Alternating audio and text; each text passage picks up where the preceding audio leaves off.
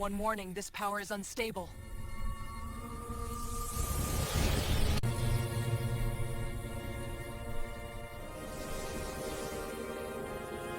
Ten alien huntresses converged on a crashed human ship, ready to claim its treasure and tear each other apart for it. But a young girl with an impossible gift stepped into the chaos and whispered a warning that froze their blood. "Do not wake him. Your bones are too brittle." What lay dormant inside that vessel wasn't a human. It was something far worse, something humanity created to win wars, then abandoned to die in a wasteland.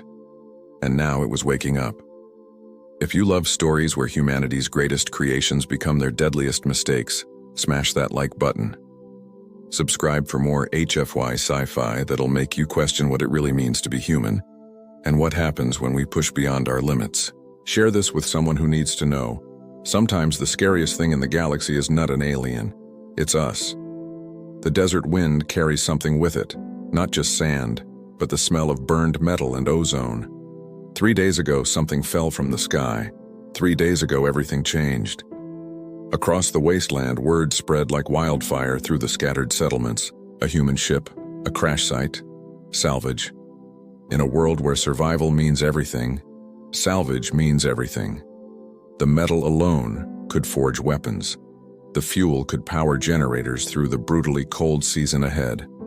The electronics, if any remained intact, could revolutionize an entire clan's fortunes. It's the kind of discovery that clans go to war over. It's the kind of discovery that changes destinies. And it's why 10 huntresses now stand in a loose circle around the half-buried wreckage, the desert night pressing down on them like a weight. The bastion, that's what the faded lettering on the hull says, has carved a deep scar across the dunes. Half of it is buried now, swallowed by sand and time, as if the wasteland itself is trying to reclaim what fell from above. The ship sits silent, still, like a corpse waiting to be buried. Nattery stands at the center, her spear planted firmly in the ground. She's the eldest among them, and that means something in this world. Her blue skin gleams under the twin moons that hang in the darkening sky, and her yellow eyes that have seen 3 decades of hunts, 3 decades of survival, sweep across the gathered warriors with absolute authority. "This vessel belongs to our clan by right of discovery," Nattery declares, her voice cutting through the desert night like a blade. The words hang in the air, deliberate and final. But they're not final. They're never final. "You arrived only minutes before we did," comes a voice sharp as broken glass. Aluna steps forward, younger than Nattery by at least 15 cycles, but no less fierce. Her blue skin bears the scars of 100 battles, each one a story of survival, each one a badge of honor. The smoking wreckage was still falling when our scouts spotted it from the eastern ridge.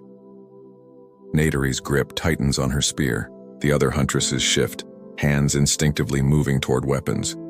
They've come from different clans, different territories, different corners of this harsh world. Some of them have hunted together before. Some of them have fought each other. All of them understand what this moment means.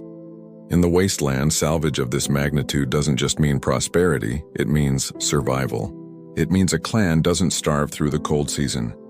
It means children get to see another spring.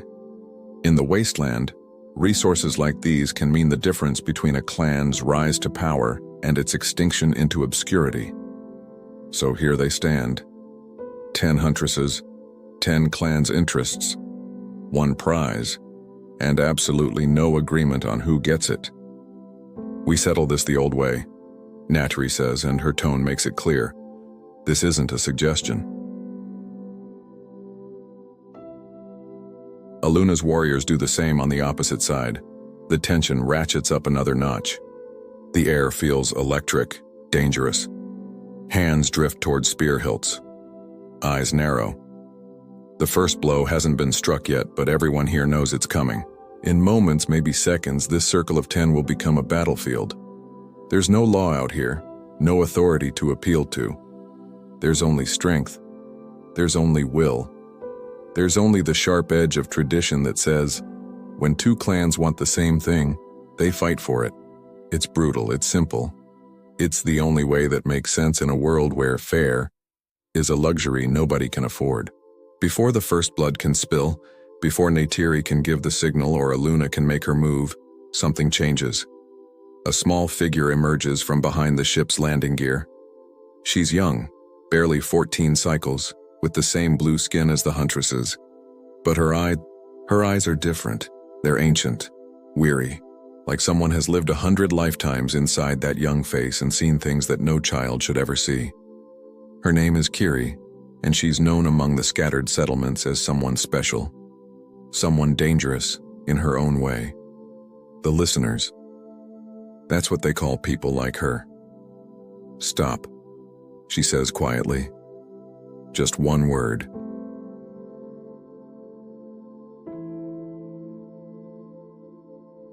Child, this is not your concern, Neytiri says, her voice cutting like ice. Return to whatever clan claims you before you're caught in the bloodshed. Kiri walks forward anyway, her bare feet leaving small prints in the sand.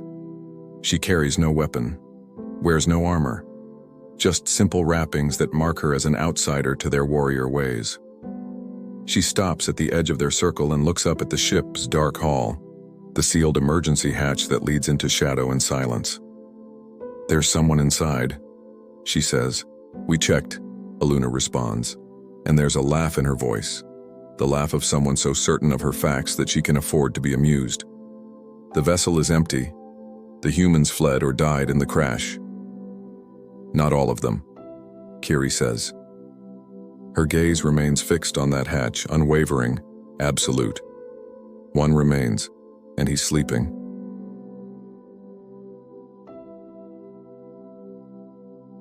A third hunter steps forward, Rala, with braided hair threaded through with bone charms that rattle softly as she moves. There's excitement in her eyes, the kind that comes when a hunter spots prey that's both valuable and vulnerable. Then we'll drag him out and trade him for supplies at the border stations, Rala says, her voice hungry with possibility. Human prisoners fetch high prices. It's practical. It's logical. It's exactly the kind of thinking that keeps clans alive in this world. A human prisoner means leverage. Leverage means resources. Resources mean survival. But Kiri shakes her head, and when she speaks again, her voice has changed. There's an edge to it now, something sharp and urgent that wasn't there before. Don't wake him, she says. Your bones are too brittle. Silence crashes down over the gathering like a stone. It's not an insult, exactly. Or rather, it would be an insult if not for the genuine concern burning in the girl's eyes. The Huntresses pride themselves on their strength, on bones reinforced with the mineral-rich dye of their world, on bodies trained from childhood to endure and conquer. To suggest their bones are brittle is to question the very foundation of what they are. But there's something in Kiri's tone that stops them from lashing out in anger, something that makes even Neytiri pause mid-breath. Watch your tongue, child, Neytiri warns, but uncertainty flickers across her face like a shadow. You speak carelessly. Kiri turns to face them fully now, and when she does, it's clear she's not backing down. Not because she's brave, not because she's foolish, but because she's trying desperately to save their lives. I don't say it to offend, Kiri says, her young voice steady. I say it because I can feel him dreaming in there. His dreams are red, hot, angry. He's not like other humans. Not like the traders who pass through our territories or the scouts we've encountered on the border. This one is something else. Aluna laughs again, but it's a shorter laugh this time, less certain. All the more reason to claim him now while he's vulnerable. Aluna says, moving toward the hatch, before someone else. Wait, Neytiri commands, holding up a hand. She's studying Kiri now with new intensity, the way a hunter studies prey that might be something far more dangerous than it first appears. You're one of the listeners, aren't you? The ones who hear the planet's voice. Kiri nods slowly. Around them, the desert seems to hold its breath. Then tell us, Neytiri continues. Tell us what you hear. Right now, Kiri says, her eyes reflecting the moonlight. The sand itself is afraid of what's in that ship. The Huntresses exchange glances. They're warriors, yes, tested and tempered by a lifetime of survival, in one of the harshest environments known to any civilization. But they're not fools. The listeners are rare. Fewer than one in a generation carries the gift that Kiri carries. Their warnings are often cryptic, sometimes impossible to fully understand, but they're never without reason. There's a weight to what Kiri has said, a gravity that settles over the group like dust. Still, and this is the dangerous part, the part that will almost cost them everything. The prize is too great to abandon on the words of a child, even a child with gifts, even a child who speaks with the authority of the Wasteland itself. Nadery's mind is working through it. You can see it in her yellow eyes, the calculation happening in real time, risk versus reward, the value of caution against the value of claiming the ship. Then we'll be careful, Nadery decides, and those words will echo in her memory for the rest of her life. She gestures to two of her clan sisters. Nyla, Syra, open the hatch slowly. The rest of you, weapons ready. Stay alert. Kiri backs away, shaking her head so hard her hair whips around her face. You don't understand, she says, and now there's desperation in her voice. He's not sleeping because he's wounded. He's sleeping because they made him sleep. The humans, they locked him in there on purpose. They put him in that ship and sealed the hatch because they were afraid of what he'd do if he woke up. More reason to see what they feared. Rala says, excitement glinting in her dark eyes. Her hand goes to her weapon, ready for anything. The two huntresses, Nyla and Syra, approach the hatch. They're both strong, both experienced, both confident in their ability to handle whatever comes next. Their fingers find purchase in the emergency release mechanism, worn metal that's been exposed to the desert for 3 days now. They begin to pull. Metal groans. It's not a sound you hear often in the Wasteland. Most of what remains here has been stripped bare or rusted into submission by centuries of wind and sand. But this sound is fresh, urgent, like something waking up after long sleep and finding it doesn't want to. The seal breaks with a hiss of escaping atmosphere.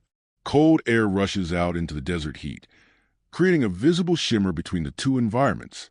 It smells wrong, recycled, artificial, nothing like the clean bite of the Wasteland air.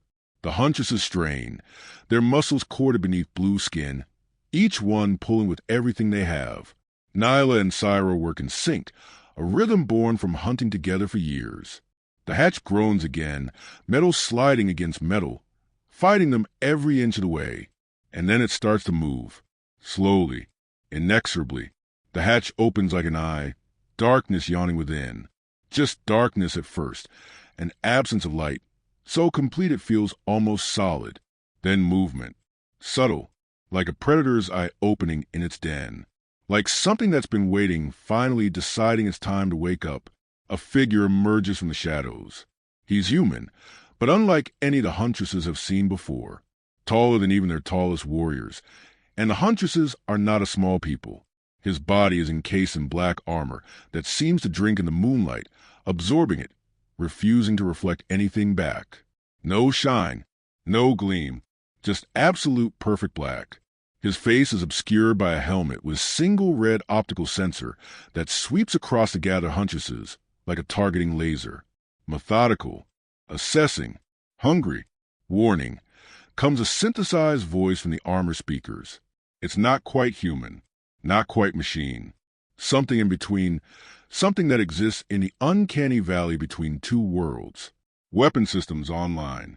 Threat assessment in progress. The huntresses raise their spears and bows instinctively, a defensive formation that served them well for generations.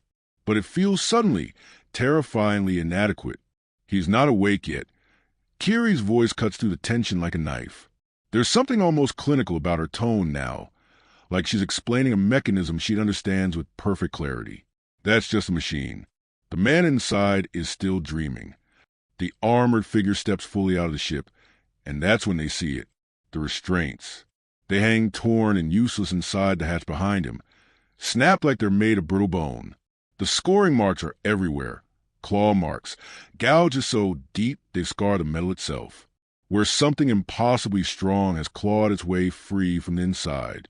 This wasn't a prisoner being transported. This was a weapon being contained. Nadery's instinct, the The same instinct that has kept her alive for 3 decades of hunting, that has taught her when to fight and when to flee, screams at her now. This is a fleeing moment. "Fall back," she commands, her voice sharp and absolute. "All of you, move, now." But pride is a powerful thing. Pride or greed, or the simple arrogance that comes from being the strongest thing in your known world for so long that you forget there might be something stronger out there. Aluna looses an arrow. It flies true, a perfect shot that would drop any prey they've ever hunted. It strikes the armor's chestplate and shatters like glass against stone. Not a dent, not even a mark, just the arrow disintegrating into splinters and dust. The red sensor focuses on Aluna, and the figure's head tilts, a gesture so small it's almost not there, but it carries infinite menace. Hostile action detected. The synthesized voice and tones. Engaging combat protocols. Initiating wake sequence. And that's when Kiri shouts. Not words, just a pure cry of alarm that cuts through everything else. Run. The Huntresses scatter, like startled prey. Aluna is already moving, her warrior's reflexes kicking in even as she realizes her arrow accomplished nothing. Rala bolts toward the dunes. Nyla and Syra are already gone, their feet pounding across the sand in a rhythm driven by pure survival instinct. Behind them, the figure's armor begins to glow with internal heat. Steam rises from the joints. The metal itself seems to wake up, systems activating, protocols engaging. It's like watching a god put on consciousness like a cloak. And inside the helmet, they can hear it now. A human voice, rough with sleep and rage, beginning to stir. Not awake yet, but waking. Naderi grabs Kiri's arm as she runs past, the girl's feet barely touching sand as the huntress pulls her along. What is he? Naderi gasps as they flee across the dunes. Around them, the other huntresses are streaming in every direction, each one following their own survival instinct. A weapon? Some kind of construct. Kiri's words come in fragments, broken by breathless running. The humans made him to fight their wars. Kiri says, then they couldn't control him, so they put him in that ship and crashed it here, hoping the Wasteland would be his tomb, hoping that if anything went wrong, if it became a problem, the desert would solve it for them. Behind them, a roar splits the night. It's purely human, a sound that could only come from a human throat, but it's filled with such fury, such absolute rage, that it seems to shake the very sand beneath their feet. It's the roar of something waking from a nightmare into a nightmare. It's the roar of something that has been caged, contained, locked away, finally finding freedom. It's the most terrifying sound any of them have ever heard. They run until their lungs burn. They run until their legs feel like they're made of sand themselves, threatening to crumble with each desperate stride. They run because stopping means dying, and these huntresses didn't survive this long by making the mistake of surrender. Naderi doesn't let go of Kiri's arm. The girl is smaller, younger, her legs shorter, but she's keeping pace somehow. Maybe it's adrenaline. Maybe it's the same survival instinct that's kept her alive in a world that doesn't reward the weak. Maybe it's something else entirely, some gift of the listeners that lets them move faster than physics should allow. Behind them, the desert itself seems to be burning. Flames rise from where the ship had been. Not from any weapon the Huntresses recognize, but from something far more primal. The armor systems are overheating, pushing themselves beyond safe parameters. The fuel that remained in the Bastion's tanks is igniting. The whole landing site has become a funeral pyre, and in the center of it all, silhouetted against the inferno, stands a figure. He's standing now, fully emerged from the hatch. The armor glows white-hot in places, cooling in others, like an organism adjusting to its new environment. His red sensor sweeps across the burning wreckage, and then across the fleeing huntresses, tracking their movement with mechanical precision. But he doesn't chase them. Not yet.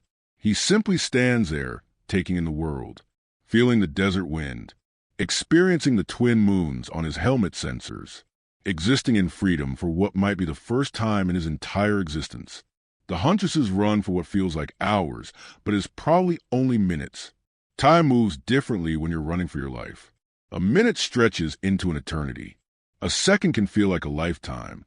They don't stop until they reach the rocky hills far from the landing site, that jagged terrain that rises up from the dunes like broken teeth. The Huntresses collapse on the rocks, gasping, their bodies heaving as they pull oxygen into lungs that feel like they're on fire.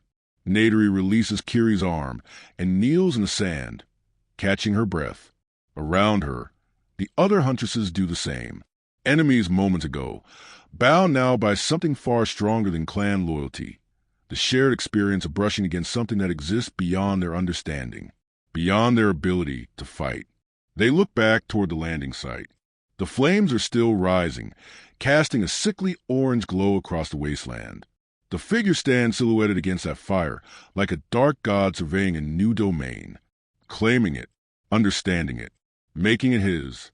For a long moment, nobody speaks. Then Naderi releases a breath she didn't know she was holding. "Thank you," she says to Kiri, her voice rough from exertion, and something else, something like awe, mixed with a healthy dose of fear. "You saved our lives." Kiri doesn't look at the Huntress. Her gaze remains fixed on the distant fire, on the armored figure that's become a permanent part of the landscape. "Thank me by spreading the word," Kiri says quietly. "Tell every clan, every settlement, every hunting party that might wander too close to that landing site. Stay away. Let him have his territory. Let him exist in peace." "And if someone doesn't listen?" Rala asks, her voice small and uncertain. The Huntress who moments ago was ready to capture a human and sell him for profit now sounds like a child asking about monsters. "If anyone wakes him further," Kiri says, and she doesn't need to finish the sentence. They all understand now. Every single one of them understands.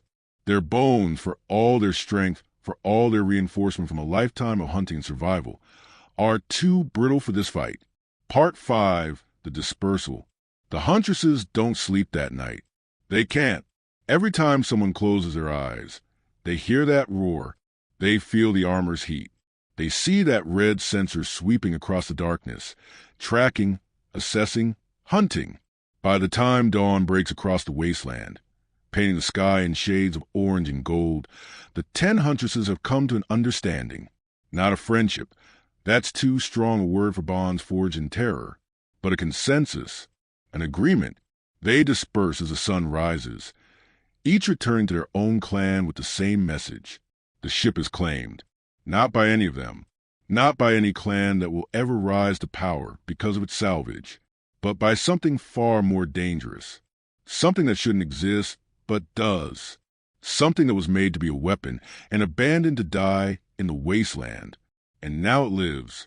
The message spreads like wildfire through the scattered settlements. Faster than the Huntresses could have carried it, if they tried to speak it aloud. By the time the sun reaches its peak, every clan knows. Every settlement has heard the warning. Every hunting party that might have been tempted by rumors of salvage understands the cost of approaching that landing site. And in the wasteland, a new legend is born. The legend of the sleeping warrior in black armor. The legend of the girl with the ancient eyes who warned 10 Huntresses about bones too brittle to survive. The legend of a thing that humanity created to win their wars, then abandoned to die in a desert they thought would be kind. The legend of what happens when you push too hard, when you go too far, when you create something so powerful that you can no longer control it. The desert wind continues to blow, carrying sand and secrets. The twin moons watch over the world with their eternal, indifferent gaze. And at the center of it all, a figure in black armor stands silhouetted against the burning sky, surveying a new domain that will forever belong to him. The wasteland has a new ruler, and he's only just waking up 3 days before the Huntresses arrived at the crash site. Kiri was alone in the deep desert, not by choice exactly. The scattered settlements of her people don't know what to do with listeners. They're useful, sure. A listener can warn a hunting party about danger before it manifests. A listener can sense water beneath the sand when wells run dry. A listener can feel the planets, moods the way other people feel temperature changes. But listeners are also unsettling. They make people uncomfortable. There's something about the way they see the world. Seeing beyond what's visible, hearing frequencies that shouldn't exist, feeling the pain of the planet itself like it's their own pain, that makes others instinctively want to distance themselves. Not out of cruelty. Exactly. More out of a kind of primal unease. So Kiri spends most of her time alone. She'd been near the crash site when it happened. 3 days ago, she was searching for a particular mineral deposit that only grew where the planet's blood, a red crystalline substance that formed deep underground, came close enough to the surface to nourish rare plants. These plants had healing properties that were worth more than water in the wasteland, and Kiri had learned early that the best way to survive as a listener was to make yourself useful, undeniably useful. The roar of the Bastion's descent was the first sign something was wrong. But it wasn't just noise. For Kiri, it was something far more profound. It was like the planet itself was screaming, like something had torn to the sky and left a wound in the very fabric of reality. She'd felt it in her bones, in the electrical sensation that ran through her nervous system, in the sudden overwhelming presence of something that didn't belong.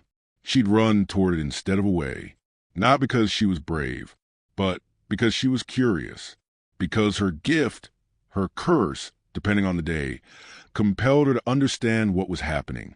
That's what listeners do. We don't avoid the mysteries. We investigate them. By the time she reached the landing site, the crash was complete.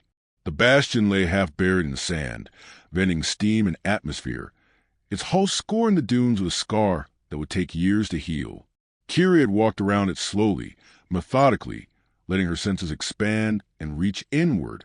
That's when she felt him, not with her eyes, not with her ears, but with something deeper.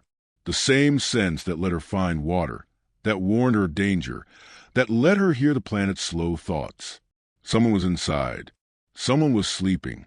Someone was dreaming, and his dreams were red. Listeners don't dream the way other people dream.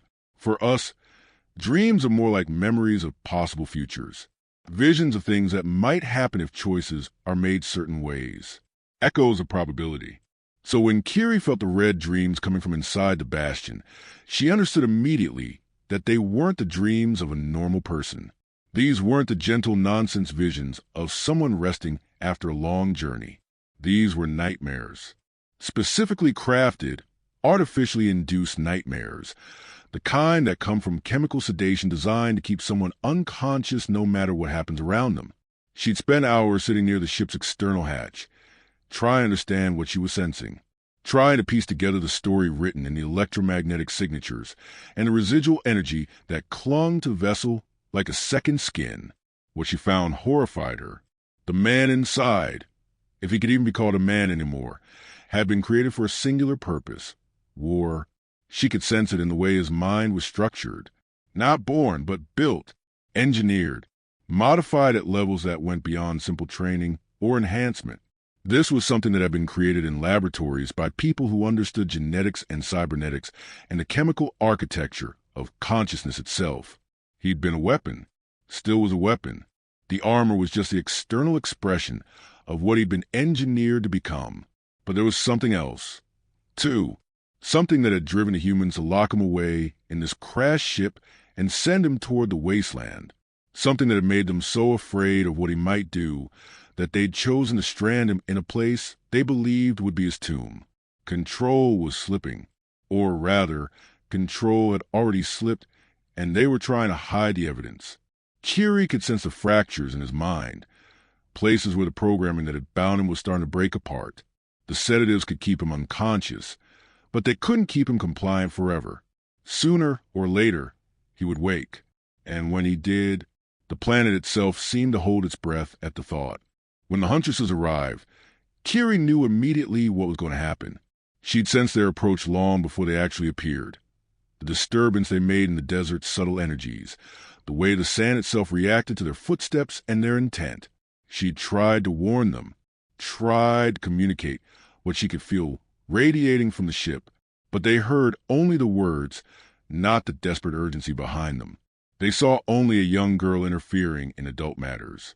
They understood only the surface-level meaning of her warning, not the absolute certainty of the danger she was trying to convey. And she couldn't blame them, really. How do you explain to someone that you can feel a man's dreams? How do you convince warriors, people whose entire worldview is built on physical strength and martial prowess, that some dangers exist on planes they can't physically fight against? You don't. You try, and when they don't listen, you do everything in your power to minimize the damage. When Alunar released that arrow, Kiri felt the exact moment when the man inside started to wake.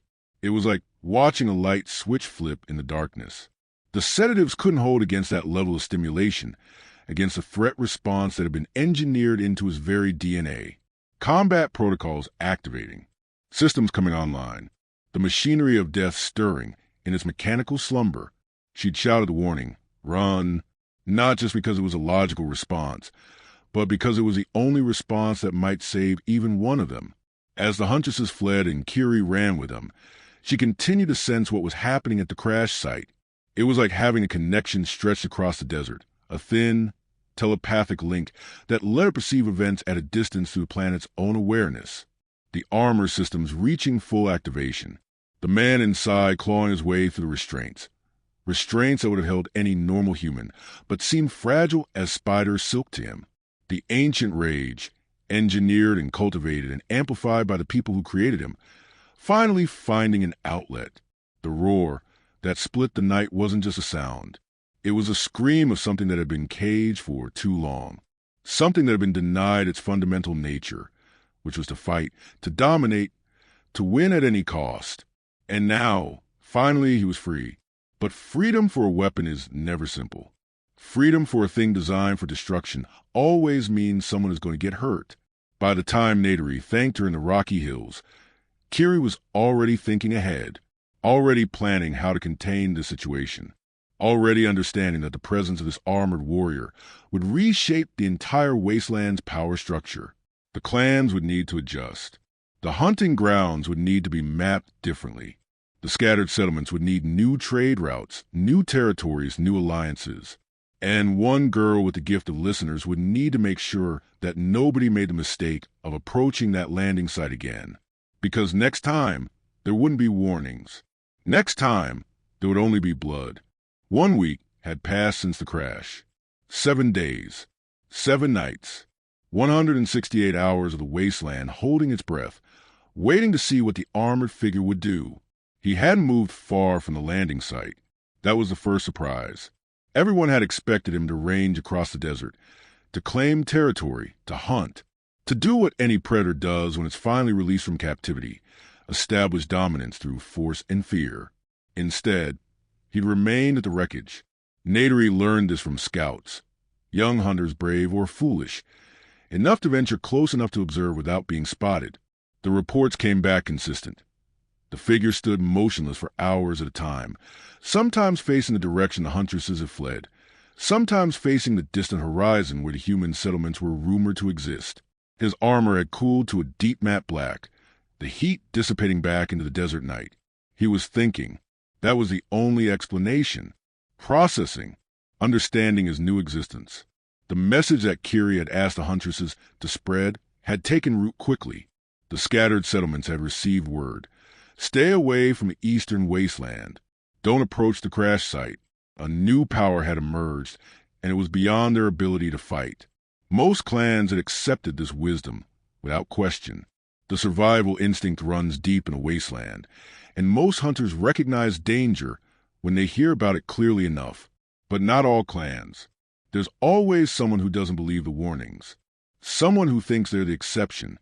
Someone who believes their strength or cunning, or just plain luck, will protect them where it failed others. Rakavin was one such person. He was a younger hunter, barely 30 cycles, leading a small clan that had never amassed much territory or resources. They'd always been on the margins, always struggling, always wanting. Wanting drives you to take risks that wiser, more established clans would never consider. When Rakavin heard about the crash site, about the salvage that still remained, about the supposed danger, he saw an opportunity. His clan was desperate. The cold season was approaching, and their stores were thin. They'd had a poor hunt this year. Game had been scarce, and the few kills they'd managed barely kept everyone fed. To Rakavin, the crashed ship wasn't danger. It was salvation. He organized a raiding party. Just 5 hunters besides himself. Small, mobile, quick. They'd hit the site, grab whatever useful metal or electronics they could carry, and disappear back into the wasteland before anyone noticed they were even there. It was a plan born of desperation and arrogance in equal measure. Kiri felt them approaching long before they arrived. She'd established a kind of mental perimeter around the crash site in the days following the initial encounter. It wasn't constant. Maintaining that level of connection to the planet's awareness was exhausting, like holding your breath indefinitely. But she checked in regularly, letting her senses expand outward in a slow spiral, feeling for disturbances. When Rakovin's hunting party moved toward the landing site, she felt it like a stone dropping into still water. She was in one of the scattered settlements at the time, a small cluster of dwellings built around a well that the listeners had helped locate 3 seasons ago. The settlement's elders had given her a place to stay, grudgingly, understanding that her warnings had saved lives during the Huntress incident. Kiri felt the disturbance and stood up immediately.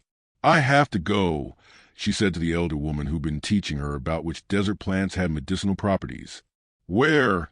the woman asked, though she already knew. She'd learned to recognize that expression on Kiri's face. It was the expression of someone hearing the planet's urgent call. "The crash site," Kiri said. "There are hunters approaching. Young hunters who don't understand." The elder's face went pale. "You can't go alone. It's too dangerous. The thing that lives there—" "I know," Kiri interrupted gently. "But they don't. And if I don't reach them before they do something stupid, people are going to die."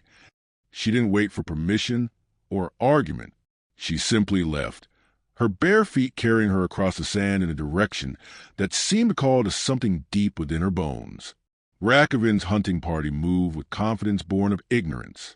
They'd heard the stories, sure, but stories always got exaggerated in the retelling. Crash site, dangerous warrior, girl with supernatural powers.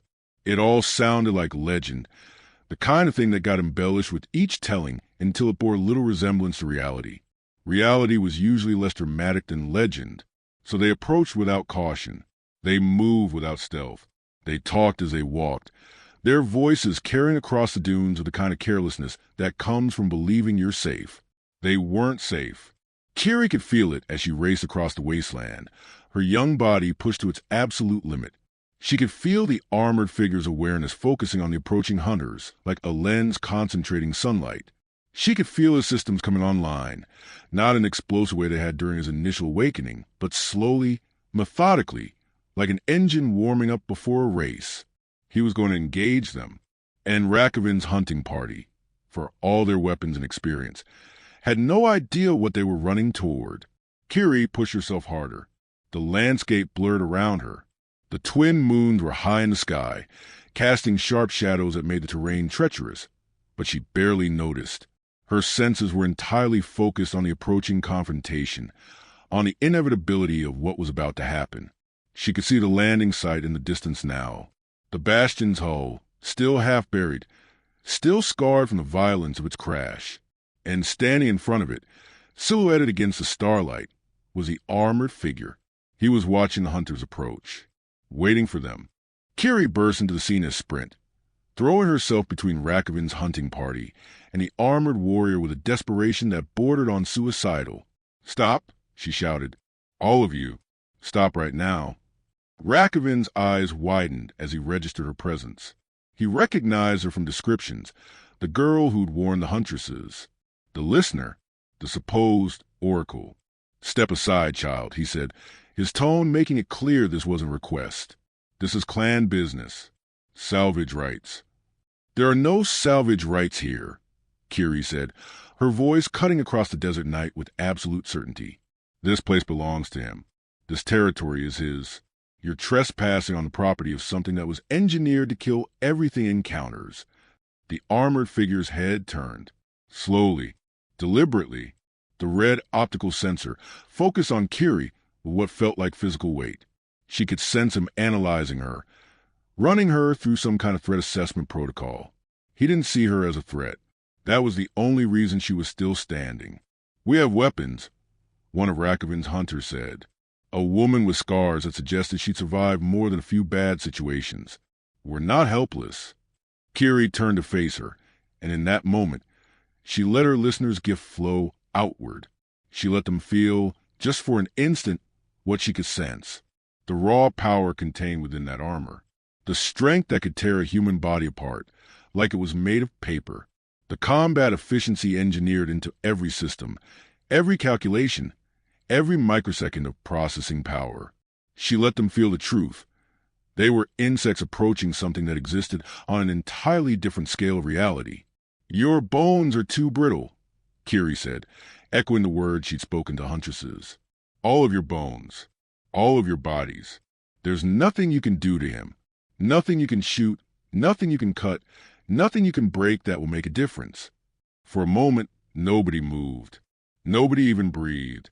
The armored figure stood perfectly still, his red sensor fixed on the young hunters. Rakovin's party stood frozen, caught between the desire to claim the salvage and the growing certainty that claiming it would be suicide. "He's just a machine," one of the hunters said, but there was no conviction in his voice. "We can—" "He's not a machine," Kiri interrupted. "There's a man inside that armor. A man who was made to be a weapon. A man whose entire existence is predicated on destroying anything that presents itself as a threat. And right now, you're presenting as a threat." The armored figure took a single step forward. It was a small movement, barely more than shifting weight from one foot to the other. But in that moment, all of Rakovin's hunters understood what they were facing. They understood with absolute clarity that if this being decided to engage them, they would lose. Not in a close fight, not in a desperate struggle. They would lose in seconds. "We're leaving," Rakovin said quietly. He'd survived this long by recognizing when the odds were against him. He turned to his hunters. "All of us, back to the settlement. Now." They didn't argue. They didn't hesitate. They simply turned and ran, their bodies powered by pure survival instinct, leaving the crash site behind without a single glance backward. Kiri watched them go. Then she turned back to face the armored warrior. "Thank you," she said quietly, though she wasn't entirely sure what she was thanking him for. For not engaging, for respecting her presence, for simply remaining dormant when another group of hunters might have triggered a full combat sequence. The red sensor fixed on her for a long moment. Then the armored figure turned back toward the bastion and walked slowly, methodically, back into its shadow. The immediate crisis had passed. But Kiri knew, with a certainty that came from her listener's gift, that this was only the beginning. 2 weeks after Rakovin's failed raid, the man inside the armor started to wake up. Not fully, not suddenly, but incrementally, like someone pushing against layers of fog, gradually becoming aware that the fog itself is there. Kiri felt it happening. She was always connected to the crash site now, always maintaining that thin thread of awareness that let her sense what was occurring within the bastion's hull. It had become almost second nature, this constant monitoring, the way a mother constantly listens for her child's breathing in the darkness. The sedatives that had kept him unconscious were wearing off. This wasn't supposed to happen. The humans who'd engineered this weapon, who'd placed him in cryostasis within the ship, had calculated everything precisely. The sedatives were designed to last for years, potentially decades. They were supposed to keep him unconscious through any conceivable scenario, crashes, mechanical failure, even deliberate attempts to wake him. But they'd underestimated one variable: him. His body was rejecting the chemicals, not in a simple, biological way, but in a way that suggested his engineered physiology had been designed with redundancies, with countermeasures against exactly this kind of scenario, like he'd been built not just to be a weapon, but to be a weapon that couldn't be contained indefinitely. The red dreams that Kiri had sensed in the beginning were starting to change color. They were becoming less about nightmares and more about something else. Awareness, understanding, consciousness reasserting itself against the chemical tide that had been holding it down. Kiri knew she needed to warn people. Again, she made the rounds of the scattered settlements, moving quickly from one to another, carrying the same message to every elder, every clan leader, every hunter of note. "He's waking up," she said. "Not fully, not yet, but soon. Prepare your people. Make sure anyone who ventures into the eastern wasteland understands. The danger isn't theoretical anymore. It's immediate. Most of them listened. Most of them had already received the first warning, had already integrated the understanding that the crash site was forbidden territory. They simply nodded and passed the word along to their hunters. But fear was starting to compete with the initial caution.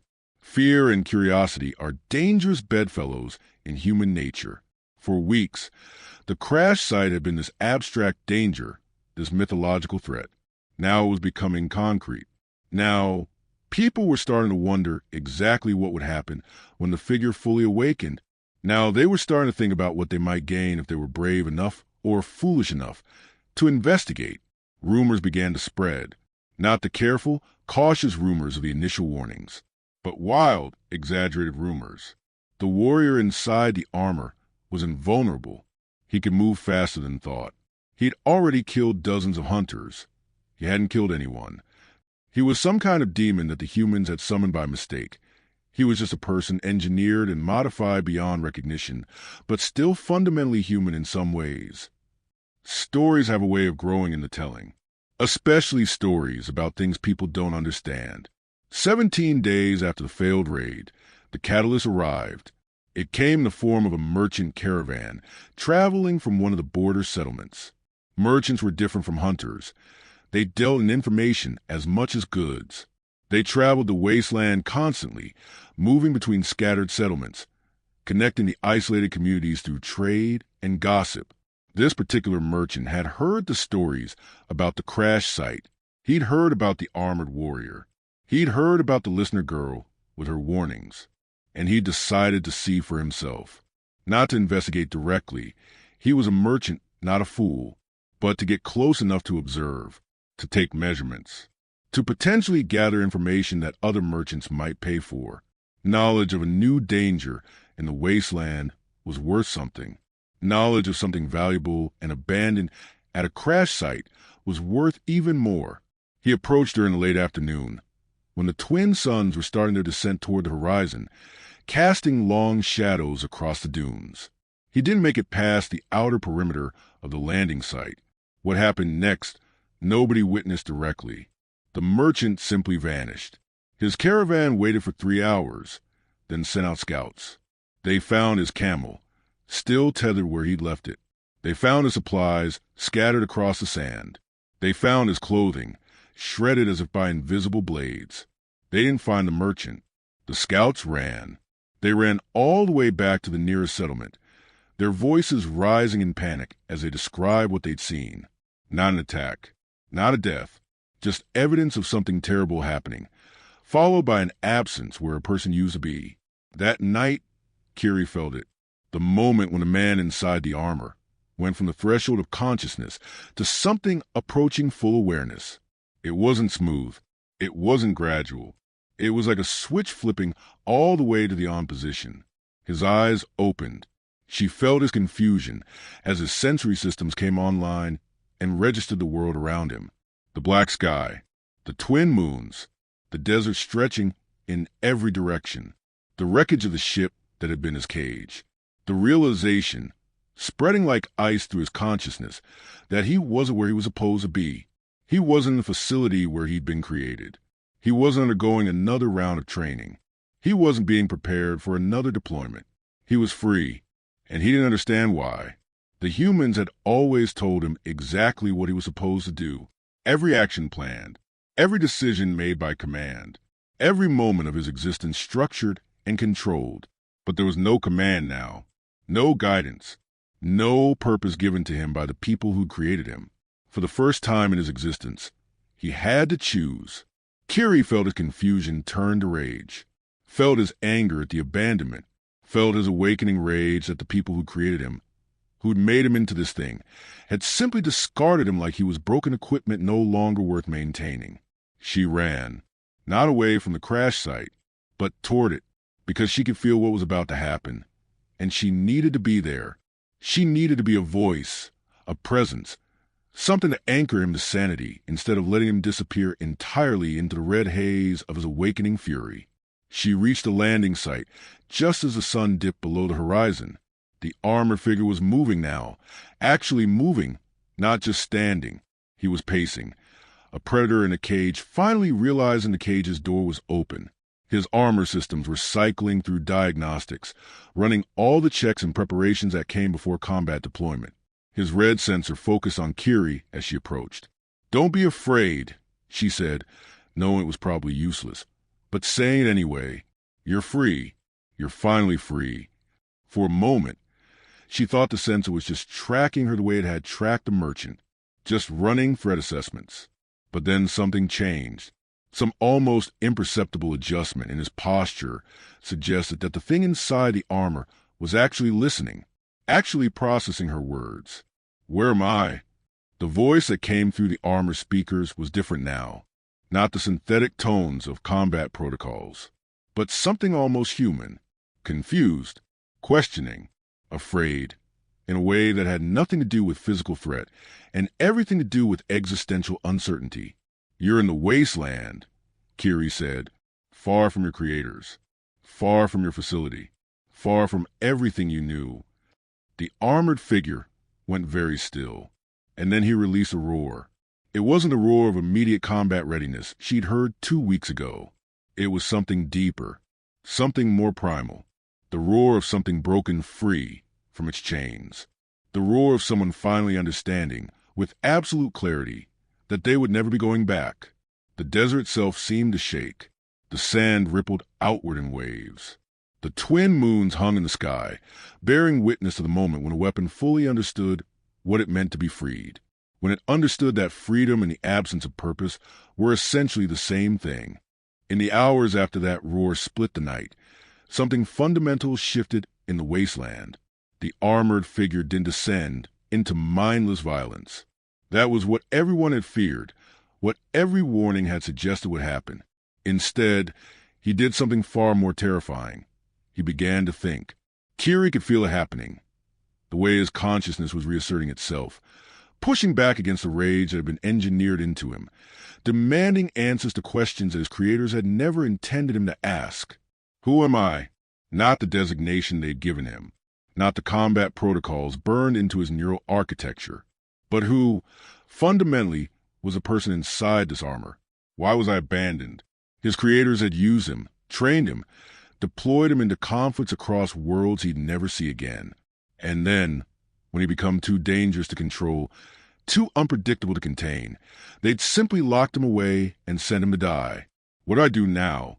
This was the question that terrified Kiri the most, because a weapon without purpose is unpredictable. It's dangerous. It's liable to do anything, destroy everything around it out of pure frustration, or perhaps something worse, find a new purpose on its own. She spent that night near the landing site, not approaching the armored figure directly, but maintaining her presence, letting him feel that he wasn't entirely alone, that somewhere in this wasteland there was at least one being who understood what he was and didn't immediately try to kill him or chain him or use him. By dawn, something like acceptance had settled over the crash site. The armored figure stood at the edge of the bastion's wreckage, looking out toward the horizon where the human settlements were rumored to exist. His red sensor swept across the wasteland in a methodical scan, cataloging everything, understanding everything, processing the vast, empty landscape that stretched before him. "What's your name?" Kiri asked, approaching slowly. The helmet turned toward her. The red sensor focused on her with what felt like genuine curiosity rather than threat assessment. "I don't have one," he said. His voice was clearer now, more fully conscious.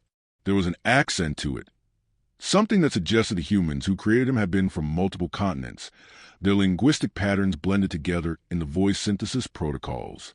"They gave me a designation. Subject 779er. But that's not a name. That's just a number." "Then choose one," Kiri said simply. "You're free now. That's what freedom means. You get to choose." For a long moment, the armored figure didn't respond. Then, slowly, he tilted his head back toward the sky, as if looking at something she couldn't see.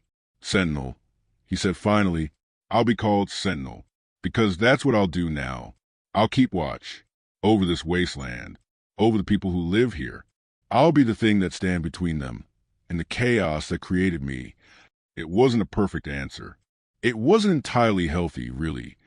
The idea of a weapon deciding to become a guardian was still predicated on the framework of violence and conflict. But it was something. It was a purpose he'd chosen for himself rather than one forced upon him by his creators. It was, perhaps, the closest thing to redemption that something like him could achieve.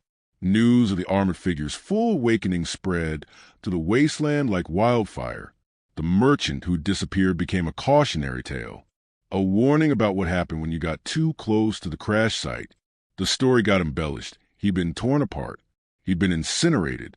He'd been taken alive into the ship and was now being held prisoner. The truth was simpler and somehow more terrifying. Sentinel had defended his territory from an intruder, and the intruder had not survived the encounter.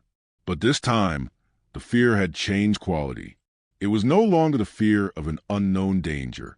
It was a fear of a known threat that had been understood and accepted as permanent. The crash site wasn't going away.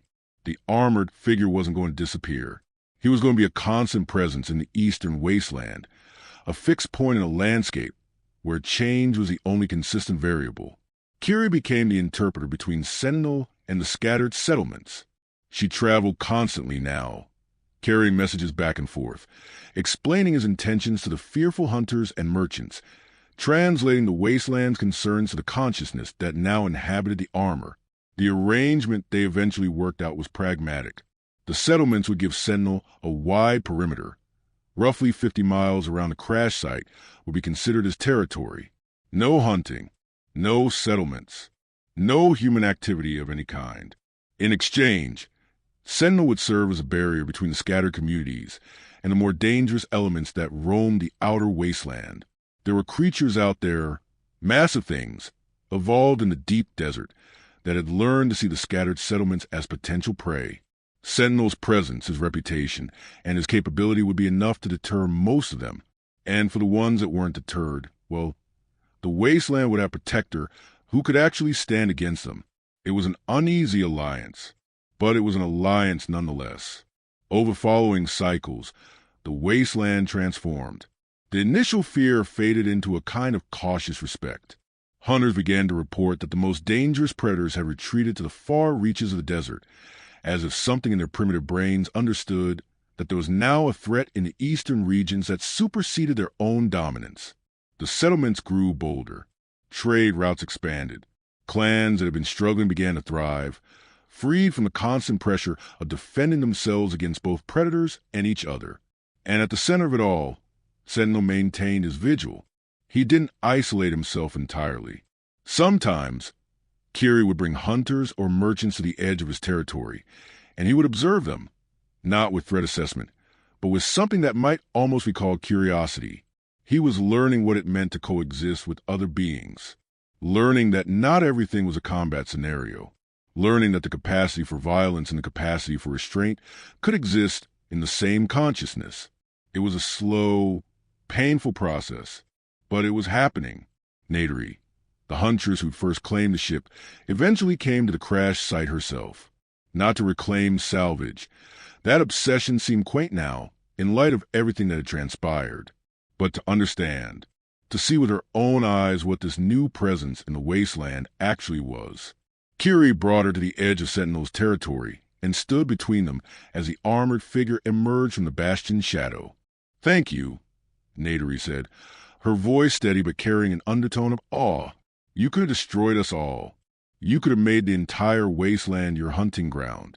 Instead, you've made it safer." Sentinel's red sensor focused on the Huntress for a long moment.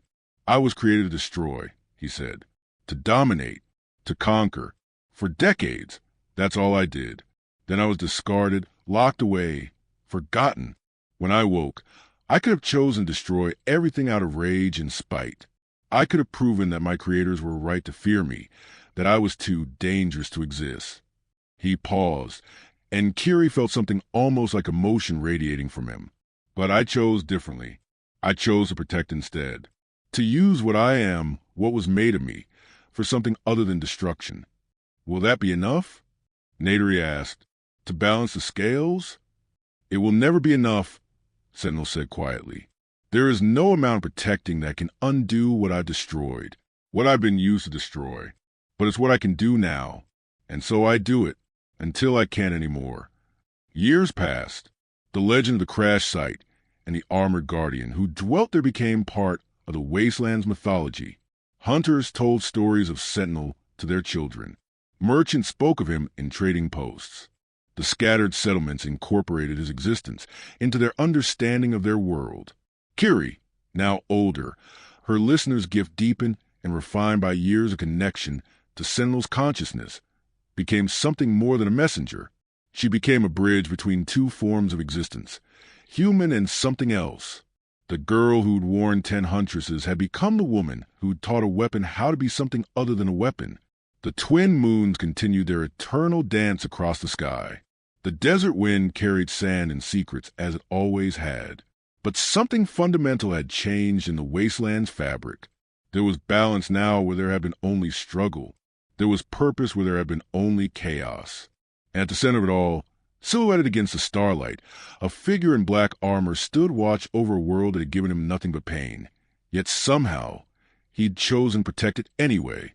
On quiet nights, when the twin moons hung fat and full in the sky, Kiri would sit at the edge of Sentinel's territory and simply listen, not to words, but to the planet itself, to the slow, patient thoughts of the Wasteland, to the way the sand remembered everything that had happened in this place. The crash, the warnings, the awakening, the choice.